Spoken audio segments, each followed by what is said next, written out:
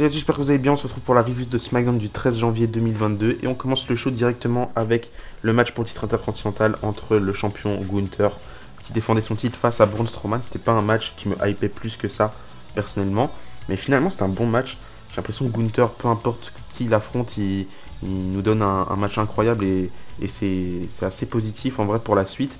Braun Strowman en plus, on se questionne beaucoup sur ses capacités in-ring. On dit souvent qu'il est pas bon in-ring, qu'il sait pas faire. Et là, bizarrement, il fallait juste un match face à Gunther pour prouver que il savait faire un bon match. Bon, après, c'était pas le match le plus ouf que j'ai pu voir, mais ça reste un bon match. Peut-être le meilleur match 1 contre 1 de Braun Strowman. Je me rappelle qu'il avait eu un bon match aussi.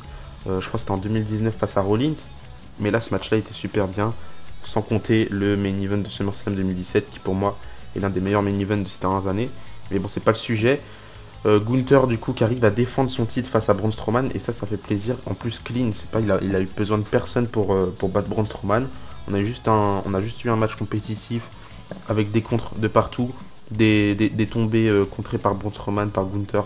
Enfin bref, on a eu plein de moments bons dans ce match-là et au final ça se termine sur une powerbomb de la deuxième corne il me semble de Gunther sur Braun Strowman qui remporte le match et conserve son titre clean.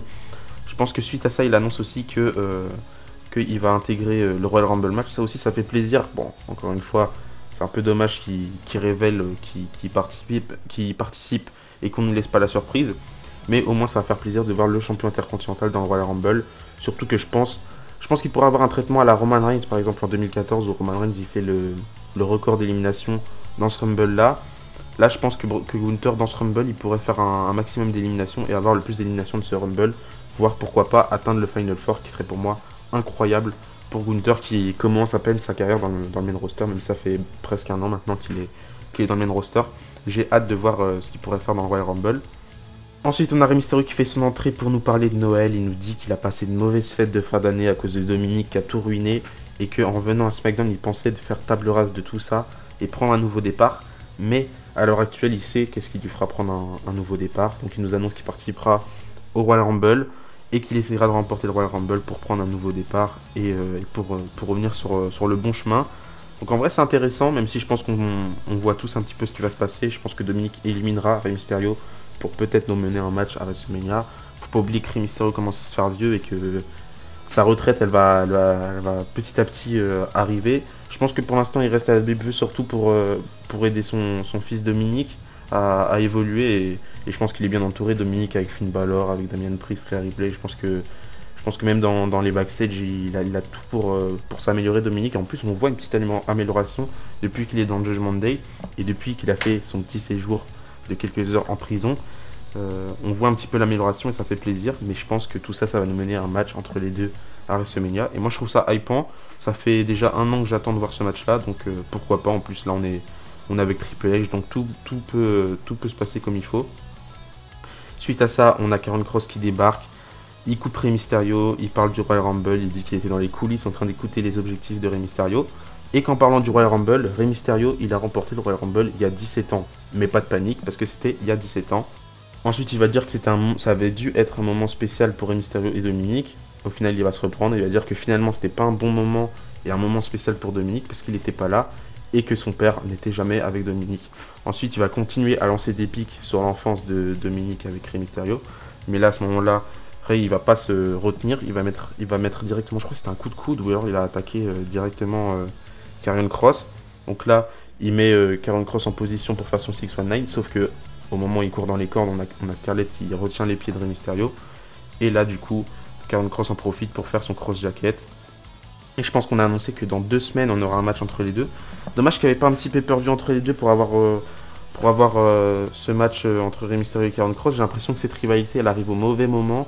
On est trop proche du Rumble et je pense que quand on sera dans le Rumble, on partira directement sur la fuite entre Rey Mysterio et Dominique Mysterio, à moins que ce soit pas ça les plans. Mais c'est juste dommage parce que j'aurais aimé avoir plus de matchs entre les deux. Et j'aurais aimé au moins avoir un match en pay-per-view. Mais je trouve que c'est une bonne rivalité qui commence. Moi j'aime bien. De ce que j'ai vu là ce soir, je trouve que c'était un bon truc.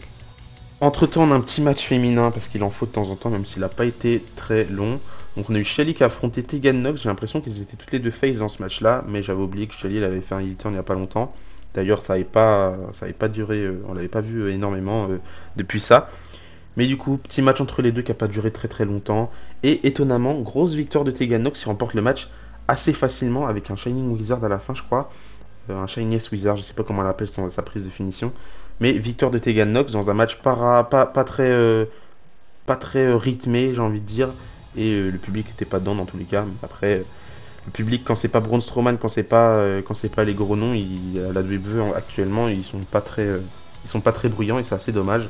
Mais grosse victoire de Tegan Nox et ça fait plaisir parce que au moins elle peut se lancer un petit peu en solo et j'espère qu'elle va cumuler les victoires pour grandir un petit peu dans la carte et au moins avoir une grosse feud solide parce que pour l'instant c'est pas gagné depuis qu'elle a fait son retour.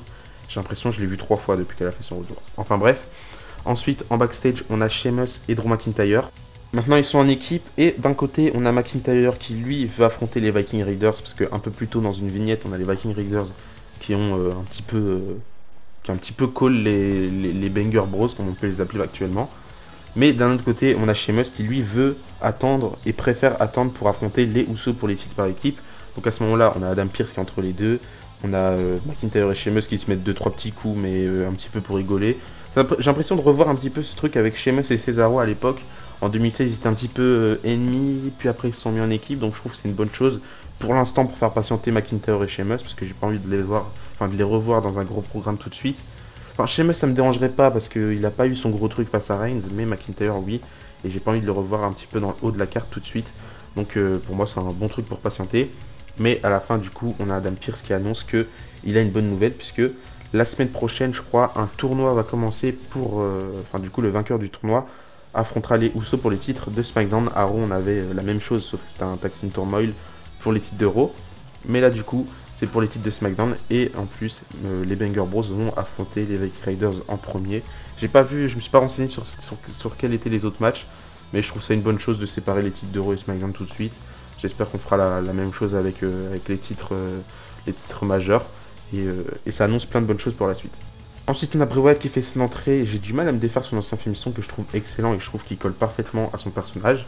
Mais petit à petit, son nouveau film son prend de la place dans mon cœur, donc ça fait plaisir. Je trouve que c'est important quand t'es catcheur d'avoir un bon film son qui te représente et dès que tu l'entends, tu sais c'est qui arrive. Donc je trouve ça bien. Donc il arrive dans le ring. À ce moment-là, on a un petit récapitulatif de sa rivalité avec LA Knight. Et pendant qu'on revient sur le plan du ring, on a la chaise de la Wyatt Family qui est posée dans le ring. Donc moi ça me fait plaisir parce que je suis un grand fan de la Wyatt Family. J'ai grandi avec ça. Je crois que c'est ma meilleure période du catch 2014, 2015, 2016. Donc ça me fait plaisir de revoir cette chaise là. Il s'assied sur la chaise. Il va redire la fameuse phrase de la Wyatt Family juste avant qu'ils fassent leur entrée. Donc pour prévenir qu'ils sont là. Donc ça me fait plaisir. Ensuite il va dire qu'il est le mangeur de monde, qu'il est Uncle Odie. Ça j'ai pas compris pourquoi il a dit ça. Ensuite il va dire qu'il est lui-même. Et pour finir, il dit qu'il est Bray Wyatt. Ensuite, il va dire que au Royal Rumble, ce sera sa renaissance. Et LA Knight, quand les lumières seront éteintes, il fera mieux de courir parce que du coup, la situation c'était Black Pitch Match ou un truc dans le genre, ou Pitch Black Match, un des deux. Et je crois que le match c'est un False Continuer et c'est un peu dans le noir, un truc dans le genre, je sais pas. Je me renseignerai la prochaine fois. Mais du coup, ça me fait plaisir parce que j'ai l'impression qu'on retrouve ce personnage de Bray Wyatt que je préfère personnellement, le Bray Wyatt de.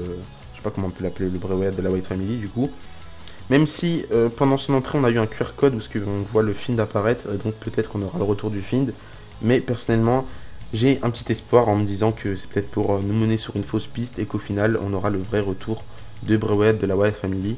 Et ça j'espère surtout qu'on a un petit tease de la part de Eric Rowan, je crois sur Twitter, qui dit que encore un vendredi, encore un vendredi en gros.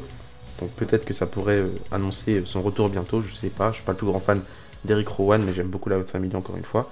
Mais ça m'a fait plaisir de revoir cette facette de Bray Wyatt. Et du coup ça m'a rajouté un petit peu de hype pour ce match qu'on aura au Royal Rumble. Ensuite on a un match entre Liv Morgan et Raquel Rodriguez, parce que un peu plus tôt dans la soirée, en backstage, on avait Raquel Rodriguez qui a annoncé du coup sa participation au Royal Rumble.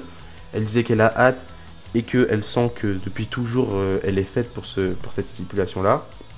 Ensuite, on a Liv Morgan qui est là. Liv Morgan, elle va faire une petite blague à Raquel Rodriguez. Elle va lui dire: oh, regarde ce qu'il y a dans ma main. Et puis elle va lui mettre une claque. Et du coup, Liv Morgan, elle va challenger Raquel Rodriguez pour un match ce soir. Donc on a le match qui se lance. C'était pas le meilleur match de la soirée, clairement. C'était un match pas très court, pas très long.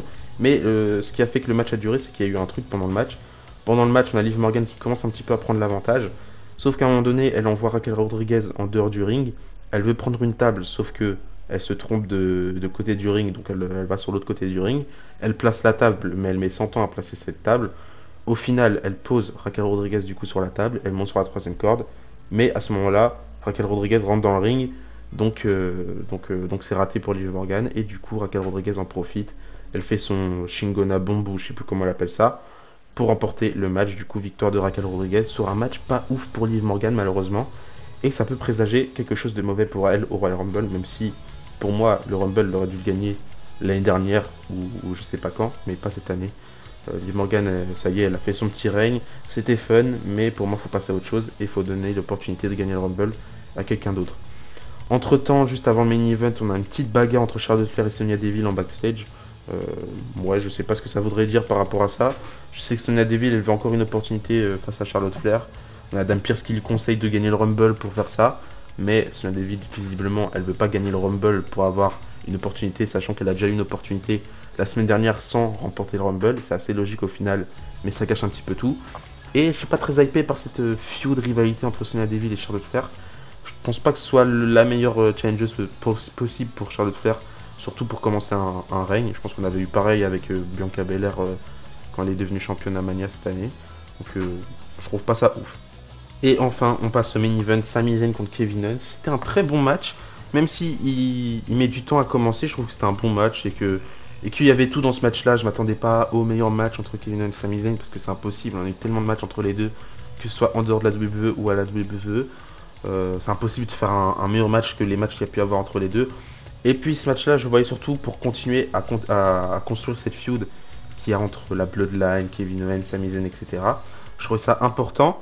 Il y en a beaucoup qui sont un petit peu dégoûtés de la fin du match parce que à la fin du match, au moment où Sami Zayn est prêt à remporter le match, on a du coup les Usos et Solo Sikoa qui viennent pour attaquer Kevin Owens. Du coup, Kevin Owens remporte le match par disqualification.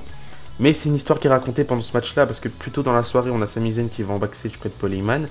Il demande pour entrer du coup dans la loge de Roman Reigns, mais on a Paul Heyman qui dit à Sami Zayn qu'il n'y a personne, et qu'il n'y a même pas les Usos, qu'il n'y a pas Solo Sikoa, que ce soir il n'y a que Sami Zayn, et du coup il demande à Sami Zayn de faire le boulot par lui-même. Donc là Sami Zayn il prouve qu'il y arrive, mais on a les Usos pour le récompenser et pour pas le laisser finir le travail tout seul, qui viennent avec Solo Sikoa pour terminer le match. Sauf que à la fin du match on a les Usos et le reste de la Bloodline qui veulent continuer d'attaquer Kevin Owens. Ils le placent sur la table des commentateurs. Ils demandent à Sami Zayn de terminer le travail en gros. Mais Sami Zayn est un petit peu réticent. On voit qu'il a un petit peu de peine pour Kevin Owens, c'est qu'il commence un petit peu à douter. Il met un petit peu du temps à lever son doigt pour faire comme la Bloodline. Donc pour moi c'est une disqualification logique. Si Sami Zayn aurait remporté le match, ça aurait rendu un petit peu moins crédible Kevin Owens pour son match au Rumble. Et si Kevin Owens avait remporté ce match-là, ben, on aurait changé complètement la storyline avec Sami Zayn, qui se serait fait probablement engueuler par Roman Reigns, et c'est pas le but. Du coup, je trouve que c'était un bon main event et j'ai bien aimé. Pour moi, ce SmackDown-là, c'était un bon SmackDown assez solide. On continue les feuds, c'était bien mieux que l'Euro de cette semaine. Personnellement, le show pour moi, il m'a donné un petit peu de l'espoir pour la suite parce qu'on était un petit peu dans les mauvaises rumeurs, un petit peu décevantes par rapport à WWE, etc. D'ailleurs, par rapport à ça, il y a eu un meeting entre les talents et les officiels. Je crois qu'il y avait Triple H et Kevin Dunn. Du coup, ils ont informé les talents que Vince McMahon était de retour pour voir s'il fallait vendre la WWE et s'il fallait la vendre, à qui il fallait la vendre. Du coup, voilà. C'est bien important de dire si parce que peut-être pas qu'on vendra la WWE et ça donne un petit peu d'espoir, ça aussi. Et aussi, on nous a confirmé qu'au niveau du créatif, rien ne changera en ce qui concerne la team ou alors le processus créatif. Tout va rester comme ça pour l'instant. Ça pourrait changer aussi, mais pour l'instant, ça reste comme ça. Donc ça m'a donné un petit peu d'espoir. En plus, ce show qui était assez réussi et j'espère que ça va continuer. Mais du coup, voilà, c'est la fin de cette vidéo. J'espère qu'elle vous a plu. Mettez-moi votre avis par rapport à ce SmackDown dans les commentaires. Et d'ici là, je vous dis à la prochaine. Et n'oubliez pas, tant que du catch et sport. Bisous, bisous.